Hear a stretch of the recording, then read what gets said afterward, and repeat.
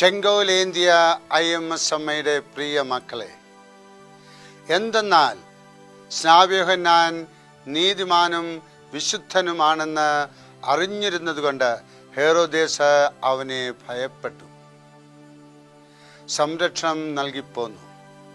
അവൻ്റെ വാക്കുകൾ അവനെ അസ്വസ്ഥനാക്കിയിരുന്നുവെങ്കിലും അവൻ പറയുന്നതെല്ലാം സന്തോഷത്തോടെ കേൾക്കുമായിരുന്നു. ഹെരോദേസ് രാജാവ് സ്നാപയോഹന്നാനെ ഭയപ്പെട്ടു ഒട്ടകരോമം കൊണ്ടുള്ള ഉടുപ്പും അരയിൽ തോൽവാറും കെട്ടി കാട്ടുതേനും വെട്ടുക്കിളിയും ഭക്ഷണമായി ജീവിച്ച സന്യാസിയായിരുന്നു അദ്ദേഹം. ഹെരോദേസിന് അധികാരവും പട്ടാളവും ഉണ്ടായിരുന്നു. കൊലയ്ക്ക് വിധിക്കുവാനുള്ള അധികാരവും ഉണ്ടായിരുന്നു.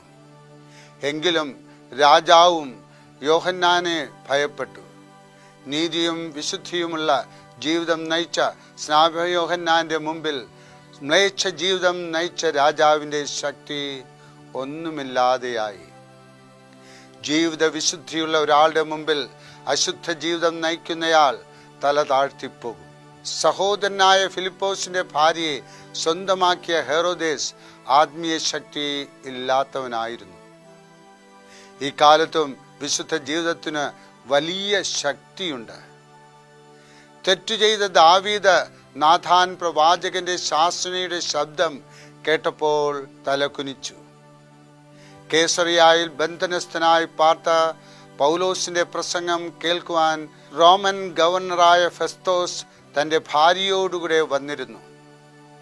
നീതി, വിശുദ്ധി, ന്യായവിധി എന്നിവയെപ്പറ്റി പൗലോസ് ശക്തമായി പറഞ്ഞപ്പോൾ അധികാരസ്ഥാനത്തിരുന്ന ഫെസ്തോസ് ഭയപരവശനായി.